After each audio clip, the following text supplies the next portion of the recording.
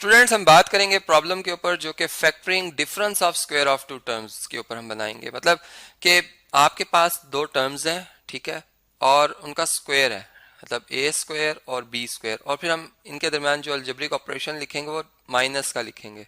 तो अगर इस तरीके से कोई एक्सप्रेशन लिखा हो कि ए स्क्वायर माइनस बी स्क्वायर हो, तो इसको हम इस तरह से फैक्टर इसके बना सकते हैं। मतलब कि इसको दो एक्सप्रेशंस के प्रोडक्ट आप यूं कह लें कि उसके इक्वल लिख सकते हैं, ऐसे कि इसमें एक यही टर्म जो कि फर्स्ट टर्म है इसका सेकंड टर्म के साथ सम लिख देंगे और फिर इसका प्रोडक्ट लिया जाएगा इसी फर्स्ट टर्म का डिफरेंस लेकर सेकंड टर्म से। मतलब इस बात को मैं ऐसे समझा सकता हूँ कि अगर चले मैं लिखता हूँ 10 का स्क्वायर, ठीक है, माइनस 7 का स्क्वायर। अब ये आंसर क्या आएगा यहाँ पर, अगर हम इसे देखें तो ये 100 माइनस 49 जो कि बनता है 51, ठीक है। अब देखें यहाँ पर हम क्या लिखेंगे, इसको 10 प्लस 7 17 और 10 माइनस 7 3। तो 17 को अगर आप 3 से मल्टीप्लाई करें तब भी 51 आता है। मतलब मैं नंबर से भी इस बात को हम देख सकते हैं, समझ सकते हैं। अब इसके जो प्रॉब्लम्स हैं इनको हमने यहाँ पर देखना है कि किस तरह से हम फैक्टर्स बना सकते हैं। फैक्टर ऑलरेडी मैंने आपको बता दिया कि प्रोडक्ट जो है वो आप जो है वो बनाते हैं। अब यहाँ पर रिवर्स भी हो सकता है, मतलब अगर प्रोडक्ट गिवन है तो आप वापस मतलब जो है ए स्क्वायर माइनस बी स्क्वायर कैसे लिख सकते हैं, ये भी मतलब एक ही बात है, ठीक है। तो अब मैं रिवर्स में, ये जो मेरा क्वेश्चन है ये रिवर्स में, मतलब कि इसमें प्रोडक्ट गिवन है, ठीक है, जिसका इसमें हमने पहचानना है इसमें कि ये देखें इससे 2a प्लस 1/2a लिखा हुआ है और यहाँ पर साथ ही इसका प्रोडक्ट दिया जा रहा है 2a माइनस 1/2a से, ठीक है। तो आप अगर देखें तो 2a इसमें फर्स्ट टर्म है जो कि दोनों एक्सप्रेशंस में एक जैसी है, और 1/2a इसमें सेकंड टर्म है जो कि दोनों एक्सप्रेशंस में एक जैसी है। अब एक में प्लस हो रहा है, मतलब a प्लस बी कर रहे हैं हम, और दूसरे वाले जो उसके साथ ही प्रोडक्ट जिसके साथ लिया जा रहा है उस नंबर में इनका डिफरेंस है।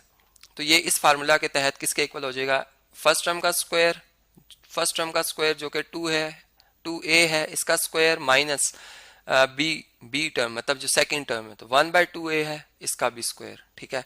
तो ये मतलब फार्मूला हमारी हेल्प करता है, एक शॉर्ट वे होता है, ये हम जानते हैं, और इससे हमें मल्टीप्लीकेशन नहीं करनी पड़ी। मतलब मैं अगर देखें तो 2a को पहले 2a से मल्टीप्लाई करता, फिर 1/2a से मल्टीप्लाई करता, फिर 1/2a को 2a से, और फिर 1/2a को 1/2a से, तो काफ़ी मतलब हमें इसमें कैलकुलेशन करना पड़ती है, हमारा टाइम सेव हो गया।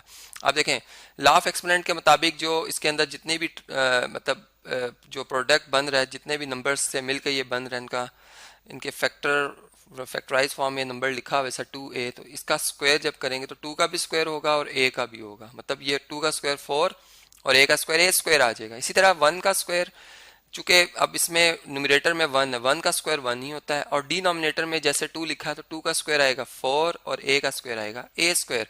मतलब जितने भी नंबर लिखे हुए हैं सबका जो हम इसकी एक्सपोनेंट है वो सब पे इक्वली अप्लाई होती है। ये यहाँ पर हमने बात समझी। इसी तरह अगर ये क्वेश्चन आप देखें तो इसमें भी इसी तरह से है कि first term plus second term है और first term minus second term है और इनका मतलब प्रोडक्ट लिया जा रहा है। तो ये बिल्कुल इसी फार्मूला की हम कह सकते हैं एप्लीकेशन है, इसको हम अप्लाई कर सकते हैं यहाँ पर। इसमें फर्स्ट टर्म जो a है इसका स्क्वायर आ जाएगा, माइनस जो सेकंड टर्म है b/c इसका भी आ जाएगा स्क्वायर।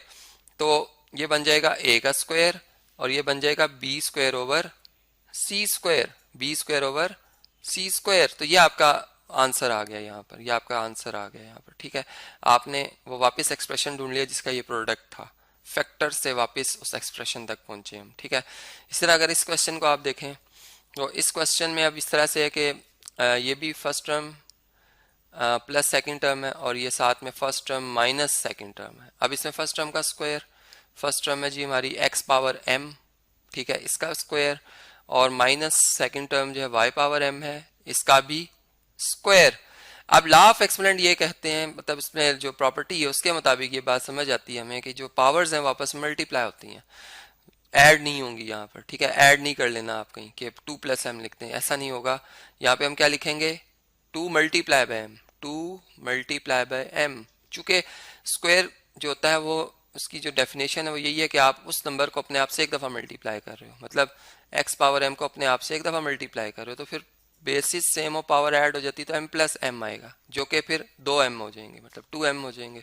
तो यहाँ पर इस तरह से ये 2m आ जाएगा, ठीक है, या 2 मल्टीप्लाई बाय m और सब y power 2 multiply by m आ जाएगी, और इसको फिर हम प्रोडक्ट फॉर्म में लिख लेंगे तो x पावर 2m लिख देंगे।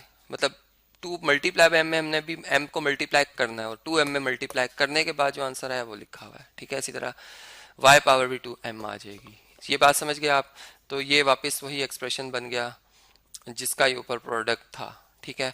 इसी तरह लास्ट क्वेश्चन में अगर आप देखें तो स्क्वायर रूट ऑफ 5 और माइनस स्क्वायर रूट ऑफ 3 है और square root of 5 minus square root of 3 है। आप देखें यहाँ पे बल्कि प्लस आएगा, सॉरी यहाँ पर प्लस आएगा। अब देखें इस क्वेश्चन में अगर आप देखें तो ये भी वही इसी तरह के क्वेश्चन का मतलब जो फार्मूला उसकी एप्लीकेशन अंडर रूट 5 का स्क्वायर आएगा और फिर माइनस अंडर रूट 3 का स्क्वायर आएगा, ठीक है। अंडर रूट 3 का स्क्वायर आएगा तो अंडर रूट 5 का स्क्वायर मीन्स कि आप अंडर रूट 5 को अपने आप से एक दफ़ा मल्टीप्लाई कर रहे हैं और स्क्वायर से स्क्वायर रूट कैंसिल भी हो जाते हैं, ये बात हम जानते हैं। और इसमें स्क्वायर रूट की डेफिनेशन को बस मद्देनजर रखना आपने कि जो नंबर इसके अंदर लिखा हुआ है वो पॉजिटिव होना चाहिए, ठीक है, फिर इसका रियल सोल्यूशन होगा।